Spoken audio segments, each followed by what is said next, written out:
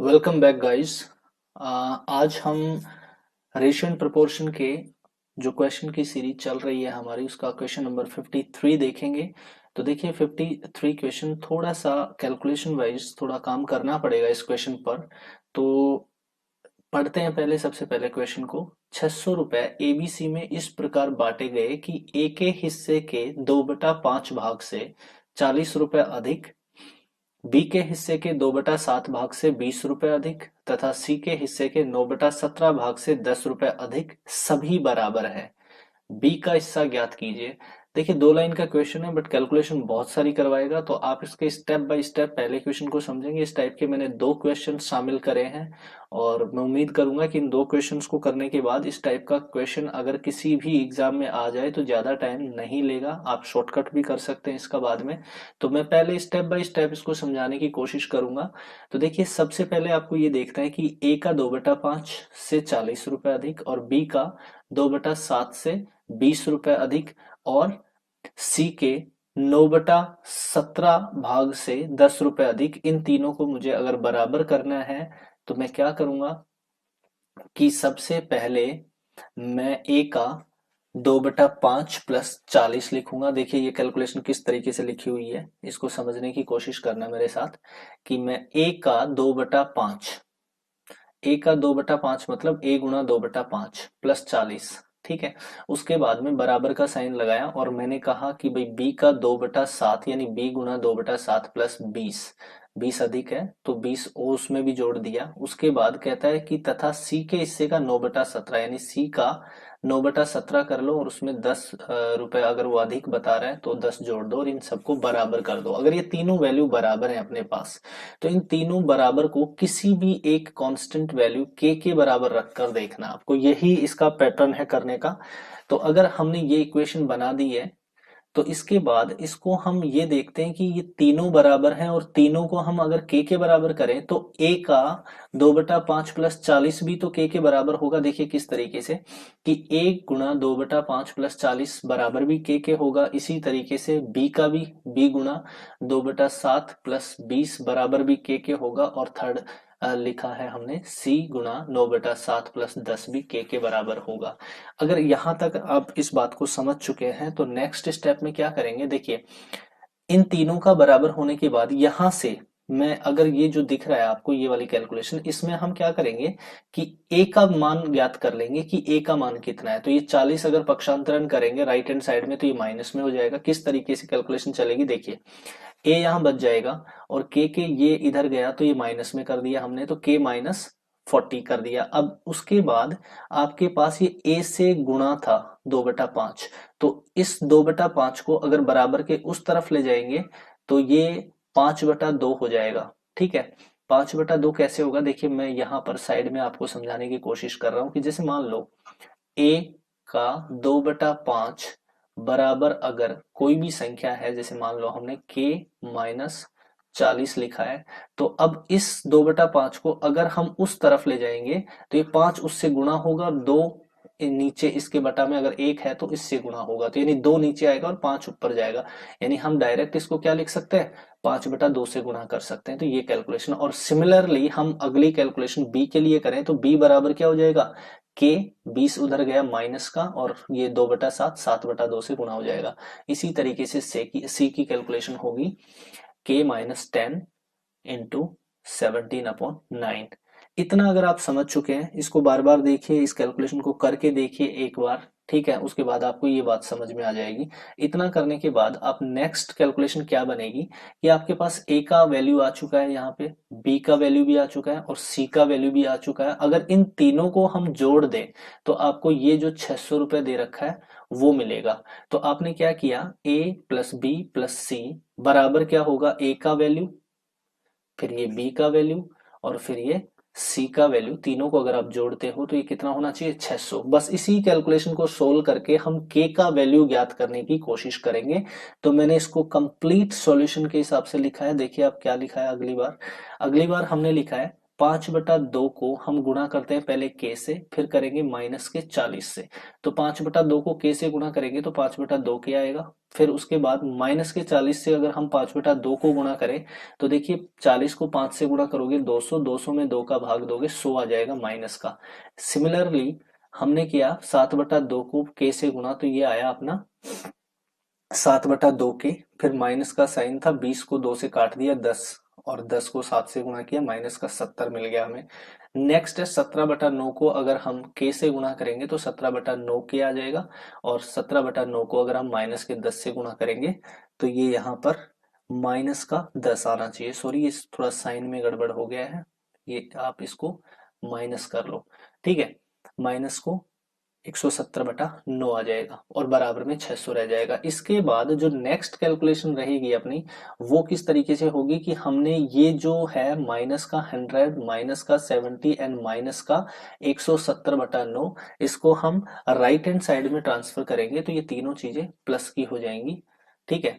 यानी ये माइनस के थे इधर लेफ्ट हैंड साइड में, राइट हैंड साइड में जाएंगे तो ये प्लस कर जाएंगे, और यहाँ पर 5/2 के प्लस 7/2 के और 17/9 के बराबर 600 प्लस 100 प्लस 70 प्लस 170/9 आएगा। इसके बाद जो नेक्स्ट कैलकुलेशन बनेगी, हम इन तीनों को एक साथ जोड़ेंगे और इनको एक साथ जोड़ेंगे। तो ये देखिए आपको ये करके दिखाया गया है, 600 प्लस 100 प्लस 70 प्लस 170/9 को अगर हम जोड़ते हैं तो ये आता है अपना 7100/9, और इधर आपका 5/2 के प्लस 7/2 के प्लस 17/9 के आ रहा है।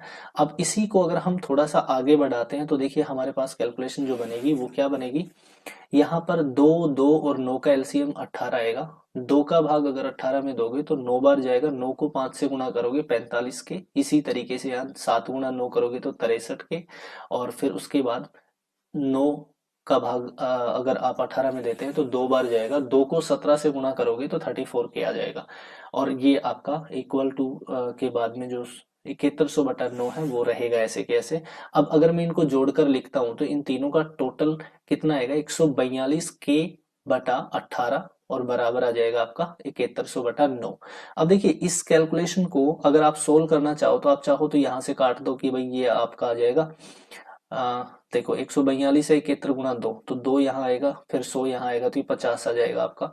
फिर इसको अगर आप काटते हो तो ये आ जाएगा 2 बार। अब k का वैल्यू जो आएगा 2 गुणा 50 यानी 100 आ जाएगा, यानी आपके पास k का वैल्यू कितना मिल जाएगा, 100।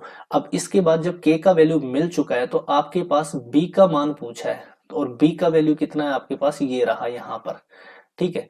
तो इस b के वैल्यू को अगर आप वापस लिख कर देखते हैं, k की जगह कितना रखना है, सिर्फ 100 रखना है, और 100 रखने के बाद जो आप कैलकुलेशन करेंगे वो ही b का आंसर रहेगा। फाइनली आपके पास ये आंसर जंप करता हुआ मिल गया आपको, b बराबर 100 माइनस 20 गुणा 7/2, तो 100 माइनस 20 80, 2 को इससे अगर काटोगे आप 40 आ जाएगा, और यही 40 7 से गुणा होगा तो 280 आंसर कर देंगे आप, ठीक है। सेम क्वेश्चन अगर इसमें नहीं समझ पाए तो नेक्स्ट वाले क्वेश्चन में समझिए, सिर्फ डेटा थोड़ा सा चेंज किया गया है, सेम पैटर्न का क्वेश्चन है। 500 रुपए को ए, बी तथा सी में इस प्रकार बांटा जाता है कि ए के हिस्से के 2/5 भाग से 16 अधिक, बी के हिस्से के 3/4 भाग से 70 कम, तथा सी के हिस्से के 3/5 भाग से 4 रुपए कम, सभी बराबर हैं, बी को मिलने वाली राशि ज्ञात करिए। तो देखिए सेम है, आपने वही करना है काम कि ए का 2/5 प्लस 16 बराबर है बी का 3/4 माइनस 70, और सी का 3/5 माइनस 4 बराबर के। इतना होने के बाद वही सेम पैटर्न जो आपने पिछले क्वेश्चन में यूज किया है, ठीक है, कि इसको आप के बराबर करोगे, फिर बी वाले को भी के बराबर कर दोगे, और सी वाले को भी के बराबर कर दोगे, एंड फाइनली आपके पास ए का मान यहां से जो ज्ञात करोगे वो के माइनस 16, और ये 2/5 उल्टा हो जाएगा, 5/2 बन जाएगा, और ये नेक्स्ट वाले में क्या बनेगा, बी का वैल्यू के माइनस था यहाँ 70 तो इधर जाएगा प्लस का हो जाएगा, और ये प्लस 70, और ये कितना हो जाएगा 3/4 का 4/3। इसी तरीके से हम सी का ज्ञात कर लेंगे, और फाइनली ए बी सी तीनों की ये जो वैल्यू है, ये जो वैल्यू है इनको अगर हम ऐड कर दें तो हमारे पास ए बी और सी की टोटल वैल्यू कितनी दी हुई है, 500 बांटना है, वो आ जाएगी। तो सेम कैलकुलेशन है जो पिछले क्वेश्चन में आपने करी थी, ठीक है। इसी कैलकुलेशन को हम इस तरीके से आगे बढ़ा रहे हैं कि यहाँ पर 5/2 को अगर मैं इस के से गुणा करता हूं तो ये आएगा 5/2 के, माइनस का साइन है, माइनस 16 को 2 से काट लो, 8, 8 गुणा 5 कितना बनता है 40 माइनस का। इसी तरीके से यहाँ से 4/3 के बन जाएगा, और फिर अगर इन दोनों को गुणा करोगे तो 280/3 बनेगा। और इसी तरीके से यहाँ 5/3 को अगर मैं के से गुणा करूंगा तो 5/3 के, और 5/3 को अगर मैं 4 से गुणा करूँ प्लस के तो 20/3 आ जाएगा, और उनको 500 के बराबर रख दो। अब नेक्स्ट स्टेप में हम क्या करने वाले हैं, के वाले एक साथ लिख देंगे जो यहाँ पर लिखा गया है इस तरीके से, और उसके बाद आपके पास 500 ऐसे कैसे रह जाएगा, यहाँ ये 40 माइनस का था तो इधर प्लस का आएगा, इधर लेफ्ट हैंड साइड में 280/3 और 20/3 प्लस में थे, तो इनको हम माइनस में लिख देंगे। अब देखिए ये दोनों कैलकुलेशन देखिए, इनके डिनोमिनेटर सेम है, 3 3, तो 280 माइनस ये भी माइनस का है, ये भी माइनस का है, तो दोनों माइनस के कितने बन जाएंगे 300/3, और 300/3 का अगर हम सॉल्यूशन देखें तो कितना आएगा 100। नेक्स्ट कैलकुलेशन में आप समझ जाएंगे कि अगर ये आपके पास टोटल कितना हुआ है 100 बन गया है, ये माइनस का इन दोनों का, तो माइनस का 100 और 500 400 बच गया, और 40 अगर जोड़ देंगे तो 440, ये इस तरीके से ज्ञात हुआ है, इस बात को समझ लेना। और वो सेम आपने यहाँ कैरी किया है, 5/2 के प्लस 4/3 के प्लस 5/3 के, और बराबर में आपने रखा है 440। तो नेक्स्ट स्टेप में अगर वही आपने 2 3 3 का एलसीएम लिया 6 आया, और ये कैलकुलेशन आई 15 के प्लस 8 के प्लस 10 के बराबर 440। अब अगर इसको आप सोल्व करते हो तो ये 33 के/6 बराबर 440, आप चाहे तो 11 से काट लो 3, और ये आ जाएगा 40, और फिर ये 2 आ जाएगा, और फिर ये 1 रह जाएगा, तो के की वैल्यू कितनी आ जाएगी यहाँ से 80 आ जाएगी। के की वैल्यू अगर 80 आ गई तो फिर बी का पूछा है, यानी आपके पास बी का रिजल्ट ये वाला है, और इसी रिजल्ट को आप उत्तर बनाओगे किस तरीके से कि भाई बी का मान है आपके पास के प्लस 70 गुणा 4/3। तो अब के की जगह आप क्या रखोगे, ये 80 रखोगे यहाँ पर, ठीक है। और इस 80 को अगर रखते हो तो आपके पास ये कैलकुलेशन बनती है जो दिख रही है आपको, और फाइनली 80 और 70 को जोड़ने पर 150 बनते हैं, 150 बनते हैं, 150 को 4/3 से अगर गुणा करोगे तो आंसर आपका आ जाएगा कितना 200, यानी इस क्वेश्चन का उत्तर आपके पास 200 मिल जाएगा। तो आई होप ये दोनों क्वेश्चन आपको क्लियर हुए होंगे, थोड़े से अच्छे क्वेश्चन है, और प्लीज ये समझना कि इनके शॉर्टकट्स नहीं होते, ठीक है। इनके जो शॉर्टकट्स जो बनते हैं वो आप डायरेक्ट शुरू की ये वाली कैलकुलेशंस हटा सकते हो, पहली और दूसरी अगर आपको आती है तो सीधा आप क्या कर सकते हो, जब आपके दिमाग में ये वाली बात है कि एक हिस्से का 2/5 से 16 अधिक, तो आपको जब ये पता है कि पक्षांतरण होना ही है, के बराबर रखना ही है, तो आप सीधा ये करो ना, अगर ये अगर यहाँ अधिक दिया हुआ है तो के -16, और गुणा 2/5 है तो उल्टा कर लो 5/2, क्योंकि आप जानते हैं पक्षांतरण करने पे आएगा। तो ये आप डायरेक्ट लिखो ना, इसको यहां से शुरू करो क्वेश्चन को अगर आप प्रैक्टिस करना चाहते हो तो, कि के -16 गुणा 5/2 प्लस, दूसरे में ये कहता है कि 70 कम है तो पक्षांतरण पे ऐड करना पड़ेगा, यानी के प्लस 70 गुणा 4/3, और ये आप शुरू की 2 स्टेप तो यहाँ से खत्म कर सकते हो ये डायरेक्ट लिखकर, यानी ये यहाँ पर आ सकते हो, शुरू की 3 स्टेप आप अगर आपने प्रैक्टिस करी है तो ये 3 स्टेप आप डायरेक्ट यहाँ पर इसको गायब करने के बाद आप यहाँ पहुंच सकते हो, पहली बात। अब ये तो आपको जोड़ना ही पड़ेगा, इसको अब जोड़ने के लिए भी आप समझ सकते हो कि ये 40 हो गया, और ये 280 प्लस 280/3 हो गया, और ये आपका 20/3 हो गया, तो 20/3 और 280/3 कितना बना देगा 100 बना देगा, और ये कितना हो गया माइनस का 40, यानी आपको इधर ट्रांसफर करोगे तो 440 ही मिलना है, ठीक है। तो अब इसको भी सोल्व करना ही पड़ेगा, मतलब सिंपल बात ये है कि क्वेश्चंस ये ऐसे क्वेश्चन तो है नहीं कि कुछ आप ट्रिक लगा दोगे 2/5 में 16 से गुणा करो तो ये जी उत्तर आ गए, ऐसा कुछ नहीं होने वाला है। वास्तव में क्वेश्चन का लेंथ है, इसको प्रॉपर सोल्यूशन की आवश्यकता है, 2 3 बार इस क्वेश्चन को लगाना पड़ेगा तभी ये क्वेश्चन समझ में आएंगे। चलिए मैं नेक्स्ट क्वेश्चन पर मूव करता हूं। एबीसी की आय का अनुपात क्रमशः 7:9:12 है, तथा इनके खर्चों का अनुपात क्रमशः 8:9:15 है। यदि ए अपनी आय का 1/4 बचाता हो तो बताइए उनकी बचत का अनुपात क्या होगा। तो देखिए आपके पास आय का अनुपात दिया हुआ है, खर्चे का अनुपात दिया हुआ, और अगर आय में से खर्चा आप घटा दोगे तो बचत आएगी, ठीक है। तो सबसे पहले मैं एक काम करता हूं कि मैं यहाँ लिखता हूं इनकम, इनकम मतलब आय, ठीक है। और इनकम किस किस की लिखनी है, मुझे ए की लिखनी है, बी की लिखनी है और सी की लिखनी है। ए की इनकम मेरे पास है 7 9 एंड 12, ठीक है। अब आप ये एक बात समझना यहां से, वो बात मैं क्या समझाना चाह रहा हूं कि आपने यहाँ 7 कमाए हैं, इनकम मतलब आपने आय करी है 7 की, और यहाँ पर खर्चे 8 आ रहा है। तो इसका मतलब क्या, आपने जितना आपने कमाया है उतना ही ये खर्चा है क्या, या उससे ज्यादा खर्चा दिख रहा है क्या रेशियो में? तो बिल्कुल आप कह सकते हैं कि रेशियो में वैल्यू ज्यादा दिख रही है, बट वास्तव में ये वैल्यू ज्यादा नहीं हो सकती है कि नहीं। तो अब आपके पास ये जो एक्सपेंसेस का है इन रेशियो, वो क्या है वो देखना है यहाँ पे। वो 8 है और 9 है और 15 है। ठीक है। तो आपने 7 कमाए 8 खर्च कर दिए, ऐसा तो हो नहीं सकता। मतलब वास्तव में क्या है कि कुछ संख्याएं ऐसी थी, ये हो सकता है 70,000 हो, ये 90,000 हो, ये 1,20,000 हो, ऐसे हो सकता है। और ये हो सकता है 8,000 हो, ये हो सकता है 9,000 हो, और ये कितना हो सकता है 15,000 हो। तो वास्तव में रेशियो तो यही आनी है, बट वास्तव में एक्सपेंसेस कम होगा इनकम से। यानी यहाँ अगर मान लो ये 10,000 के गुणा में है तो ये 1,000 के गुणा में हो सकता है। यानी यहाँ पर जो इनका HCF है वो अलग अलग है। यानी मैं चाहूं तो यहाँ पे एक वेरिएबल, और चाहूं नहीं, मुझे करना ही पड़ेगा। यहाँ पर मैं अलग वेरिएबल लूंगा, x ले लिया, तो यहाँ पर मैं y लूंगा। ठीक है, ये अलग अलग है तभी ये संभव है। ठीक है, पहली बात ये समझ में आ चुकी है आपको। अगर मैं इनकम में से एक्सपेंसेस घटा दूं तो मुझे क्या मिलेगा, सेविंग्स मिल जाएंगी, यानी बचत मिल जाएगी मुझे। ठीक है, और बचत का अनुपात आपसे पूछा गया है, कितना पूछा है, 7x-8y। तो ये क्या है आपका, ए की बचत है। ठीक है, और इसी के अनुपात में आगे लिखोगे आप 9x-9y, ये आपकी बी की इनकम है।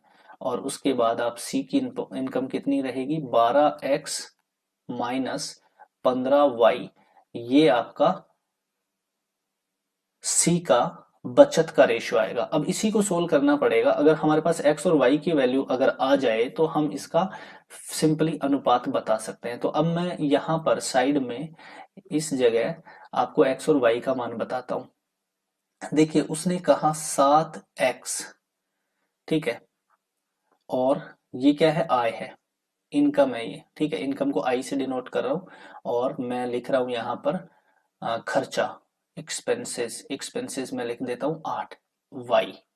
ठीक है, ये बात। अब आपको ये देखना है कि मैं ये कहता हूं कि आय का 1/4 बचाता है, यानी 4 अगर आय है तो 1 क्या है, बचत है।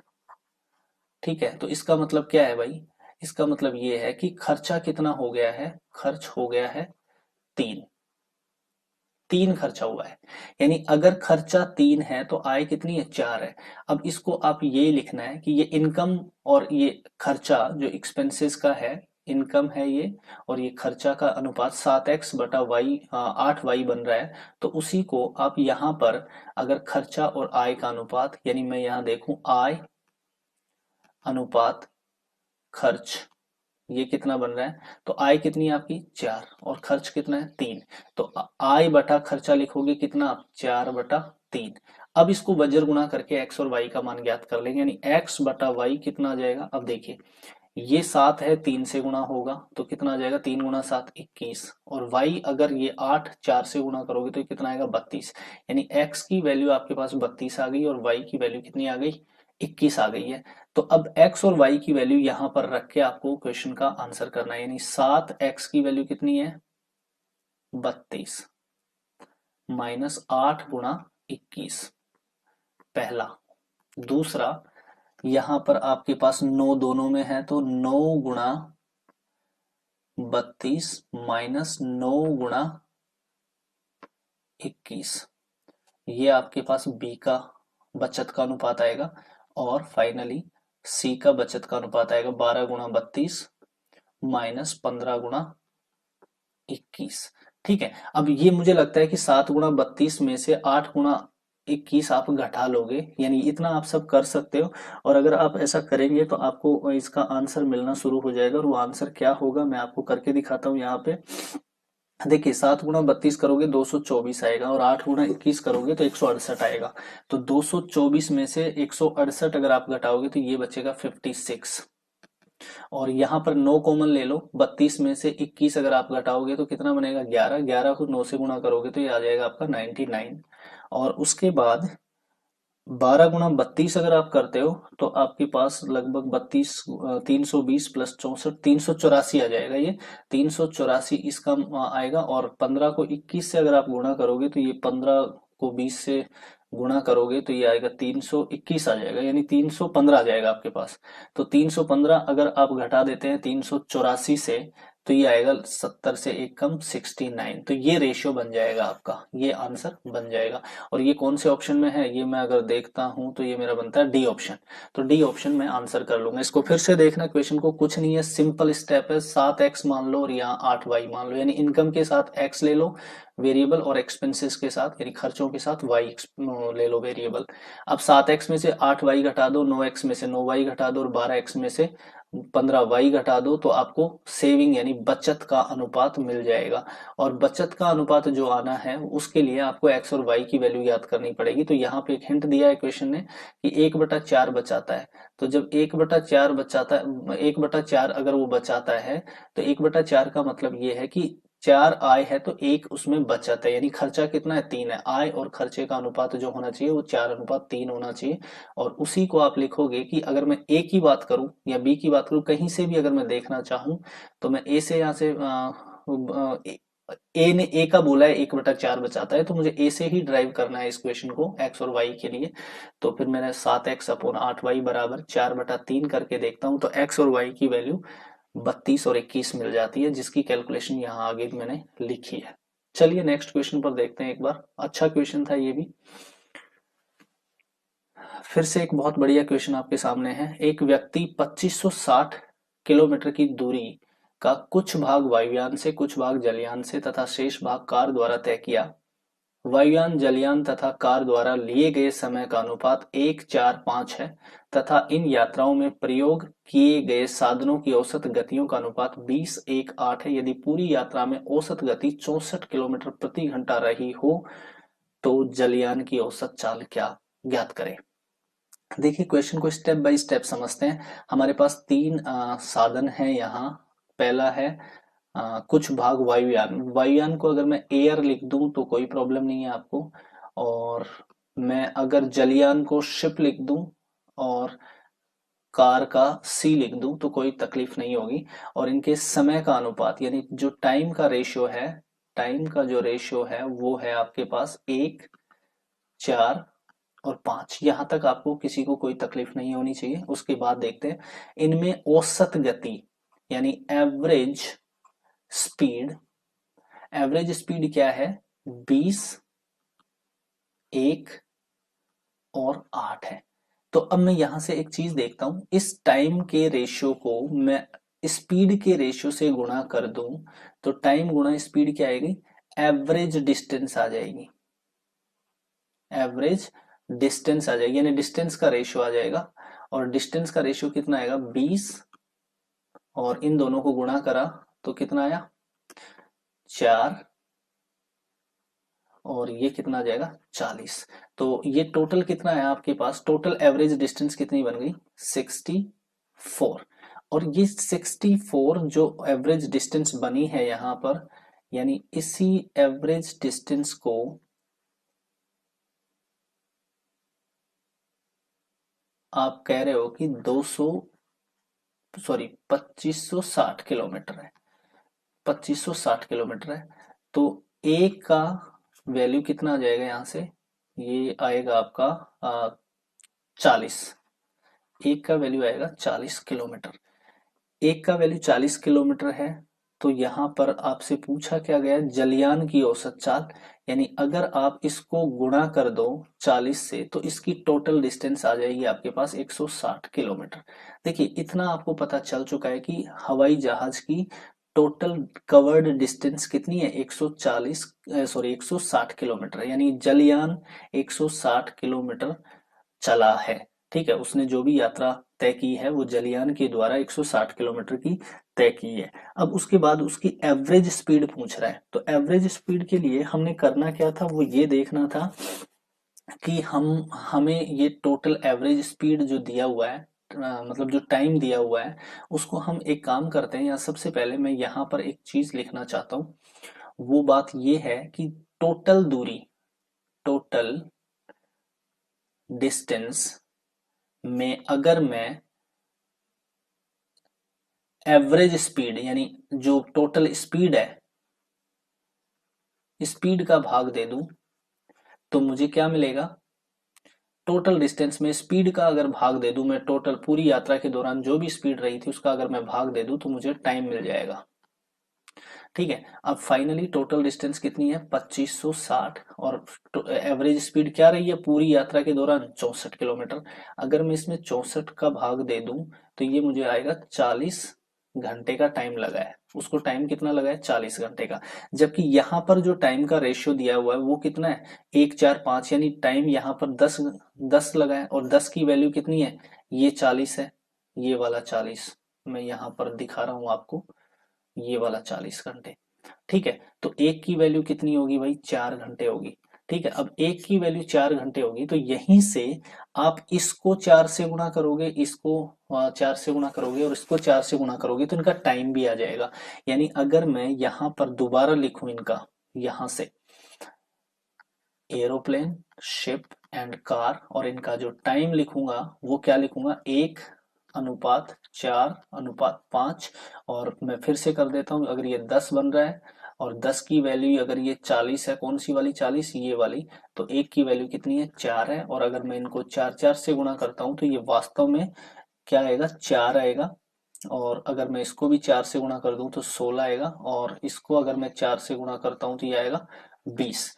ठीक है, तो इस तरीके से ये जो टाइम आ रहा है आपका, ये टाइम आ रहा है, इस टाइम को, ये वास्तविक टाइम है। ठीक है, इसी टाइम का अगर हम देखते हैं तो इसने 16 घंटे का समय लिया है। किसने? जलयान ने। अब अगर मैं यहाँ पर आंसर करना चाहूँ फाइनली जो पूछा है जलयान द्वारा, जलयान, तो जलयान की औसत चाल की एवरेज स्पीड, ये आपसे क्वेश्चन में पूछा है। तो एवरेज स्पीड क्या होगी? इसके द्वारा डिस्टेंस कितनी थी, डिस्टेंस अपॉन इसके द्वारा टाइम कितना लिया गया था, वही आंसर होगा। तो आप आंसर कितना करेंगे? जलयान के द्वारा 160 किलोमीटर तो डिस्टेंस है और 16 घंटे का क्या है? टाइम है।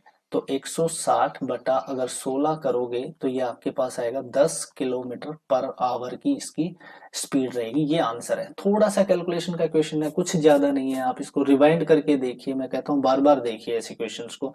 जब तक आप ऐसे क्वेश्चंस नहीं करोगे, यकीन मान के चलना, आपका दिमाग कभी नहीं खुलेगा। ठीक है, चलिए नेक्स्ट क्वेश्चन 57 पर चलते हैं हम। दो मोमबत्तियों की लंबाइयां बराबर हैं। पहली मोमबत्ती 3 घंटे में पूरी जलती है तथा दूसरी मोमबत्ती 1 घंटे में पूरी तरह जल जाती है।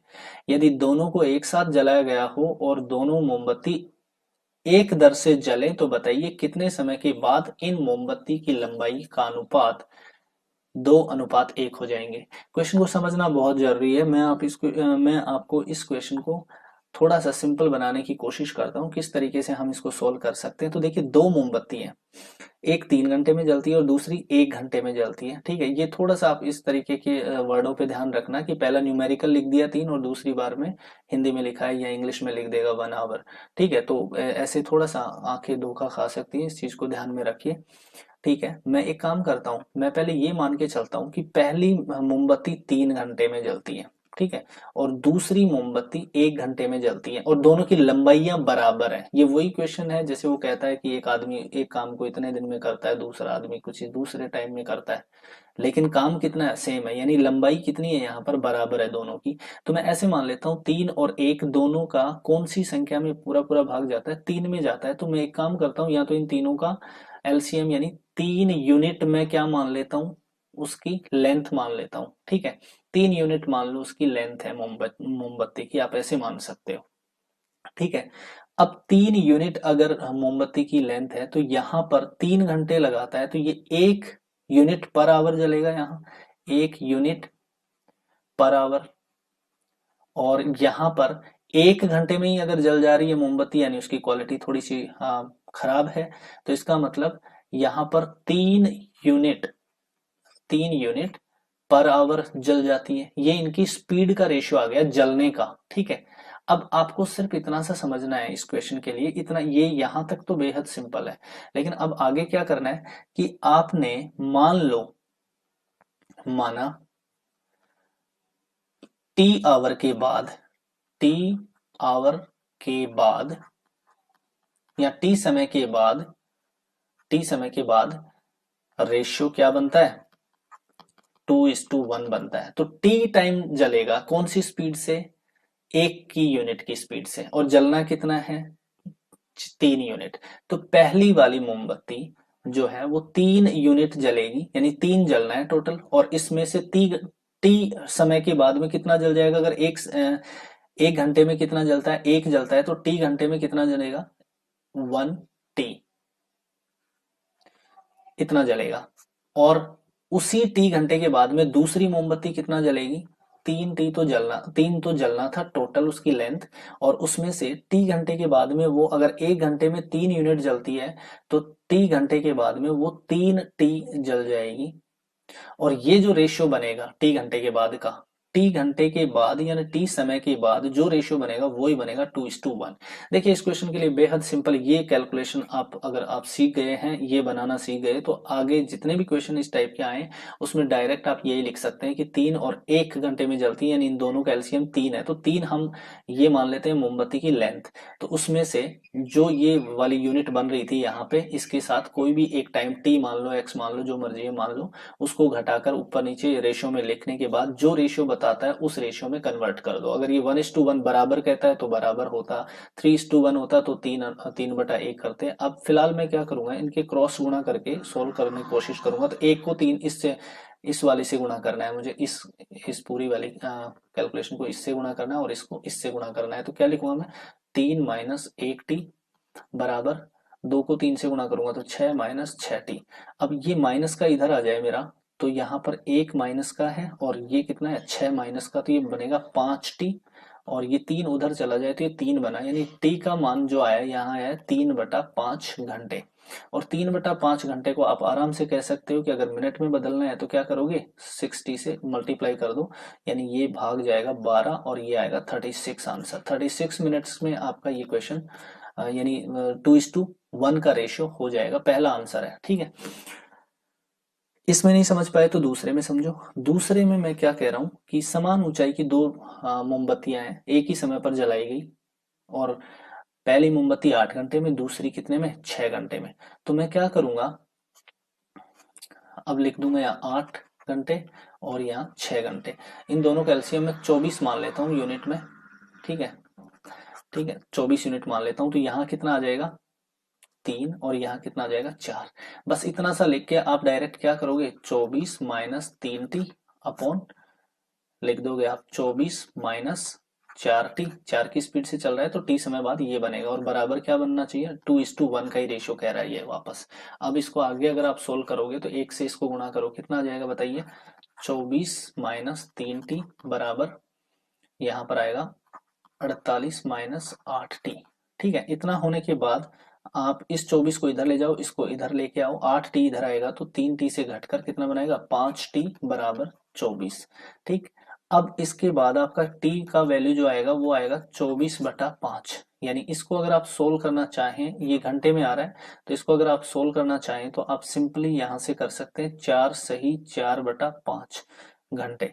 एक तो आंसर इस तरीके से करिए। एक दूसरा तरीका ये है कि 4 घंटे तो पूरे पूरे हो ही गए, और 4/5 को अगर आप 60 से गुणा कर लोगे तो मिनटों में चेंज हो जाएगा, 12, और ये कितना हो जाएगा, 12 × 4 कितना बन गया, 48, यानी 4 घंटे और 48 मिनट। अब ये ऑप्शन आपके डी दिख रहा है यहाँ पर, आंसर ये करा जा सकता है। तो ये क्वेश्चन भी सिंपल हुआ। क्वेश्चन नंबर 59 की तरफ देखते हैं। एक कुत्ता एक खरगोश का पीछा करता है, जितने समय में कुत्ता 6 छलांग लगाता है उतने ही समय में खरगोश 7 छलांगे लगाता है, तथा कुत्ते की 5 छलांगों की लंबाई खरगोश की 6 छलांगों के बराबर है। कुत्ते तथा खरगोश की चाल का अनुपात ज्ञात करिए। देखिए ये क्वेश्चंस हम डिटेल्स पढ़ेंगे टाइम एंड डिस्टेंस में। फिलहाल मैं इस क्वेश्चन को करने का तरीका बता देता हूं। मैं नाम लिखूंगा डॉग, एंड दूसरा है हमारे पास हेयर, यानी खरगोश। ठीक है, अब क्या करेंगे हम इनको, पहले वो कहता है छलांग यानी जंप, कुछ भी लिख लो आपको जो मर्जी है, नंबर ऑफ जंप्स कितने हैं। कुत्ता 6 छलांग लगाता है उतने समय में खरगोश 7, तो खरगोश के नीचे 7 लिख देना। और उसके बाद जो इनकी लेंथ है, ठीक है, लेंथ बोलता है छलांगों की लंबाई की तुलना जो बोलता है, ठीक है, उसको लिख दो आप। कितना लिखोगे? कुत्ते की 5, कुत्ते की 5 तो लिख दिया, ठीक है, और की लंबाई खरगोश की 6 छलांगों के बराबर है, खरगोश की 6 के बराबर है। अब देखिए, कुत्ता गुणा 5 बराबर खरगोश गुणा 6 करते, तब भी आप रेशियो को बैलेंस करने के बाद 6 उधर चला जाता, 5 उधर चला जाता। फिलहाल आप ऐसे की ऐसे लिख लो। जो कैलकुलेशन का पैटर्न बनता है वो यही बनता है कि आप इसको क्रॉस गुणा कर दो, बात वही है, आंसर आ जाएगा किसका? चाल का, इनकी चाल का रेशियो आ जाएगा। कितना आएगा? पहले ये वाला लिखेंगे 6 गुणा 6, तो ये आएगा 36 और ये अगला आएगा 35। ये आंसर कर दो। सिंपल क्वेश्चन था, इसलिए कुछ ज्यादा डिटेल नहीं थी। फिलहाल इस टाइप के क्वेश्चंस को हम फिर से डिटेल में अगर पढ़ें तो वो टाइम एंड डिस्टेंस के चैप्टर में पढ़ेंगे कि किस तरीके से टाइम का रेशियो उसके इनवर्स होता है, ये सब चीजें डिटेल्ड पढ़ेंगे। फिलहाल मैं इस जो रेशियो की बात थी उसको मैं समझाने में प्रयास किया है मैंने। नेक्स्ट क्वेश्चन को देखते हैं। सेम टाइप का क्वेश्चन है। एक शिकारी कुत्ता खरगोश का पीछा कर रहा है। वह खरगोश की 8 छलांगों के बदले 7 छलांग लेता है, लेकिन शिकारी कुत्ते के 5 छलांग खरगोश के 6 छलांगों के बराबर है।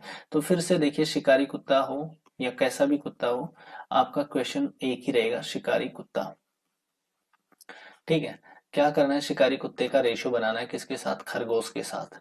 ठीक है, और खरगोश का रेशियो अगर मैं कुत्ते के साथ बना रहा हूं तो देखिए, सबसे पहले क्या है? 8 छलांग लगाता है, बदले खरगोश की 8 छलांग, सॉरी यहाँ खरगोश का 8 छलांग है, और इसका जो है शिकारी कुत्ते का कितना है? 7 है। तो 7:8 है। यहाँ पर थोड़ा सा ये बात समझना है, खरगोश की 8 यानी खरगोश की 8 बदले 7 छलांग लेता है। ये कितना लेता है कुत्ता? 7। तो ये है नंबर ऑफ जंप्स। ठीक है, नंबर ऑफ जंप्स है। और ये कहता है कि शिकारी कुत्ते के 5 छलांग, और ये इनकी लेंथ के, अगला जो बात बोली है उसने लेंथ का रेशियो बोला है कि 5 छलांग खरगोश के 6 छलांगों के बराबर है, यानी खरगोश के 6 कुत्ते के 5 बराबर है। ठीक है, अब मैं क्या करूंगा? मैं वापस से इनको ऐसे गुणा करूंगा। ठीक है, तो कितना लिखूंगा मैं यहाँ पे? 42, और यहाँ पर कितना लिखूंगा? 40, और फाइनली मैं आंसर करूं अगर इनको काट के तो 21 इंटू, सॉरी इस टू 20, ये मैं आंसर कर दूंगा किसके लिए? ये चाल का यानी स्पीड का जो है इनकी रेशियो आ जाएगा। तो ये आपके ऑप्शन नंबर सी में मिल रहा है। ठीक है, ये क्वेश्चन भी सिंपल था। नेक्स्ट क्वेश्चन के ऊपर चलते हैं हम, और ये क्वेश्चन है हमारा थोड़ा सा अच्छा क्वेश्चन है। 61 नंबर। दो रेलवे स्टेशनों के बीच प्रथम, द्वितीय और तृतीय श्रेणी के किराए में 8:6:3 का अनुपात था, परंतु बाद में प्रथम श्रेणी तथा द्वितीय श्रेणी के किराए में क्रमशः 1/6 भाग तथा 1/12 भाग की कमी कर दी गई। एक वर्ष में प्रथम, द्वितीय तथा तृतीय श्रेणी के यात्रियों की संख्या में 4:9:24 का अनुपात था। यदि एक स्टेशन पर कुल 3,55,600 रुपए के टिकट बिके हों तो ज्ञात कीजिए कि दूसरी श्रेणी से कितने रुपए प्राप्त हुए। देखिए, क्वेश्चन थोड़ा सा बड़ा है बट मुश्किल नहीं है। मैं ये कहीं नहीं कह सकता कि ये मुश्किल है। हम क्या करेंगे? पहली श्रेणी फर्स्ट है ये, दूसरा है यहाँ पर मैं ऐसे लिखना शुरू किया, और थर्ड लिख रहा हूं मैं यहाँ पर। ये 3 श्रेणी के किराए का बता रहा है। 3 श्रेणी है, मान लीजिए जैसे अलग अलग क्लास बना रखी है उन्होंने यहाँ पे। ठीक है, किराया भी उसी क्लास के हिसाब से उन्होंने बना रखा है। तो ये किराए का जो अनुपात है वो 8:6:3 है। अब ये तो था पहले, अब उसके बाद में इसमें कुछ एडजस्टमेंट हुआ है। क्या एडजस्टमेंट हुआ है? कि 1/6 और 1/12 भाग की कमी हुई है, यानी इसमें से -1/6 हुआ है, और इसमें से माइनस का कितना हुआ? 1/12 हुआ है, और इसमें कुछ नहीं बोला। तो इसमें कुछ नहीं बोला तो हम कुछ नहीं करेंगे। तो देखिए, जब हम यहाँ देखना, किसी भी संख्या में से अगर 1/6 कम करें, जैसे मान लो मैंने कहा कि ये 1/6 कम करना है, तो इसमें का मतलब क्या हुआ कि 6 में से 1 कम करना है। तो कितना बचेगा? 5/6, यानी 6 में से कितना बचेगा? 5/6 बचेगा। इसी तरीके से दूसरा क्वेश्चन, दूसरी बात कह रहा है कि 1/12 कम करना है। तो भाई 12 में से अगर 1 कम करेगा तो फिर 12 में से 11 तो बचेगा ना वहां। तो हम क्या कर रहे हैं, यहाँ पर जो वास्तव में किराए का जो रेशियो आएगा, वो फेयर का जो रेशियो आएगा वो क्या आएगा? 8 का 1/6 गया तो कितना बचेगा? 5/6। और यहाँ पर 6 का अगर 1/12 कम कर दिया तो फिर इसका 11/12 आएगा, और 3 का कुछ बोला ही नहीं है हमें, तो ये रहेगा। अब इस रेशियो को तो आसान करना जानते ही हो आप, क्या करते हो, पहली क्लास में आपने देखा था कि डिनोमिनेटर वैल्यू के एलसीएम से तीनों को गुणा करते हैं हम। तो देखिए यहाँ 6 है, यहाँ 12 है, और यहाँ पर कुछ नहीं है, मान लो 1 है। तो अब हम क्या करेंगे इनको सोल्व करने के लिए, सबसे पहले आप चाहो तो इसको थोड़ा सा हल्का कर लो, यहाँ से 1 कर लो, इसको 2 कर लो, ठीक है, तो 11/2 हो जाएगा। ये इसको 3 कर लो, और इसको 4 कर लो, तो ये आ गया आपके पास 20/3 अनुपात, ये आ गया आपके पास 11/2, और ये आ गया आपके पास 3/1। अब 3 × 2 यानी 6 से गुणा कर दो इनको, 6 से गुणा कर दो इनको, तो फाइनली आपके पास क्या बचेगा, जो रेशो आएगा वो आपके फेयर का रेशो आ जाएगा, ठीक है, किराए का रेशो आ जाएगा आपके पास। किराए का रेशो जो आए आपके पास, उस रेशो को आप क्या करोगे,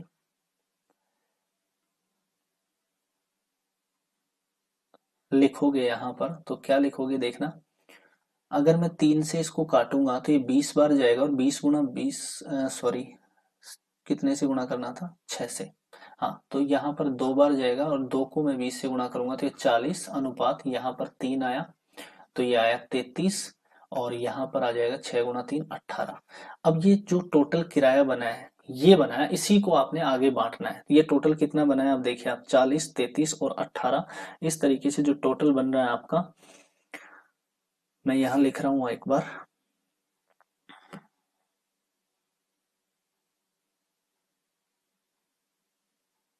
फर्स्ट, सेकंड एंड थर्ड, इसका जो रेशियो बना है आपके पास किराए का, वो बना है 40, 33 और 18। ये है किराया, किराया, ठीक है। और अगली बात इसने बोली है कि यात्रियों की संख्या का अनुपात दिया हुआ है, संख्या है किसकी, यात्रियों की, ठीक है। तो यात्रियों की संख्या कितनी है, 4 के अनुपात में यहाँ लोग आए, 9 के रेशियो में यहाँ पर सेकंड वाले में आए, और थर्ड वाले में 24 के रेशियो पे आए। अगर मैं इनको तीनों को गुणा कर दूं तो 40 × 4 तो हो जाएगा मेरा 160 रुपये आ जाएगा यहाँ पे रेशियो में, और यहाँ पर 33 गुना अगर मैं 9 करूंगा तो 297 आ जाएगा, और यहाँ पर अगर मैं बात करूं तो ये आ जाएगा मेरा 24 × 18, 432 आएगा, लगभग 432, हाँ। अगर मैं इनका टोटल करके देखता हूँ, यानी ये टोटल किराया है, ठीक है, ये टोटल किराया है, टोटल फेयर है, और ये जो टोटल फेयर बन रहा है आपका, यानी टोटल किराया जो बना है यात्रा का, वो आपके पास अनुपात में बना है 889, ठीक है, 889 की वैल्यू वो कह रहा है 355,600 है। तो एक की वैल्यू कितनी होगी, देखिए इस कैलकुलेशन को सोल्व करने के लिए थोड़ा सा आपको स्मार्ट वर्क करना पड़ेगा, भाग में मत उलझना। 9 यहाँ है, 2 जीरो को तो आप रख ही दो यहाँ पे, ऐसे कैसे, तो 6 और 9, क्योंकि ऑप्शन में कहीं भी पॉइंट्स नहीं दिए हुए हैं, इसका मतलब भाग पूरा पूरा जाएगा, तो 9 के पहाड़े में 6 कब आता है, लगभग 4 से गुणा करें 9 को तो 36 यानी 6 मिल जाएगा। अब देखिए अगर 8 को 4 से करता तो मैं 3200 से थोड़ा सा आगे है। अब आप करके देखते रहिए इसको, ये 400 बार भाग जाएगा, ठीक है, यानी 889 को अगर मैं 4 से गुणा कर दूं तो 3556 आता है, 2 जीरो मैंने ऐसे कैसे लिख देनी है, यानी एक की वैल्यू 400 मिल गई है मुझे। अब मैं क्या करूंगा, द्वितीय श्रेणी वाले से गुणा कर दूंगा, यानी इसको मैं 400 से गुणा करूं तो 297 का 400, देखिए ये 1200 होता, लेकिन 1200 में से कितना कम है, 3 × 4 12 कम है, तो यानी ये कितना आ जाएगा, 1188, और 1188 के आगे 2 जीरो मुझे लगाने हैं, तो यानी ये मेरा आंसर रहेगा कितना, 1,18,800। तो 1,18,800 द्वितीय श्रेणी से मुझे किराया प्राप्त हुआ था, ठीक है। तो आज भी थोड़े अच्छे क्वेश्चंस हमने करने की कोशिश करी है। तो आज की क्लास तो यहीं खत्म हो रही है, बट जाने से पहले मुझे आपको एक क्वेश्चन दिखाना है, और वो क्वेश्चन क्या है वो देखिए आप कल जो क्वेश्चन आपको स्क्रीन पे दिख रहा है, ठीक है, आप इसी क्वेश्चन को एक बार स्क्रीनशॉट लेना है, एक तो इस क्वेश्चन के ऊपर ट्राई करके आनी है, और एक मैं आपको एक क्वेश्चन और बता रहा हूँ, ये रहा सेम, 2 स्टेशनों के बीच द्वितीय और तृतीय श्रेणी के किराए, का अनुपात दिया हुआ है, फिर यात्रियों का अनुपात दिया है, और फिर उसे वापस श्रेणी के किराए में जो कमियां या वृद्धि जो भी बताया गया है वो दिया हुआ है, टोटल किराया दिया है। यानी अभी जो लास्ट 61 नंबर क्वेश्चन हमने करे हैं, सेम पैटर्न बेस्ड ये क्वेश्चन दिया हुआ है आपका। तो इसके ऊपर आप, इसका तो मुझे आंसर चाहिए ही चाहिए आपसे कल की क्लास से पहले पहले, ठीक है। मुझे कमेंट करके इसका आंसर देना क्वेश्चन नंबर 65 का, पहली चीज। दूसरी बात, आप एक काम और कर सकते हैं कि क्वेश्चन नंबर 62 पर भी ट्राई करके देखना, अगर आपसे हो तो बहुत अच्छी बात है, और नहीं तो कल की क्लास में हम इसको भी सोल्व करेंगे।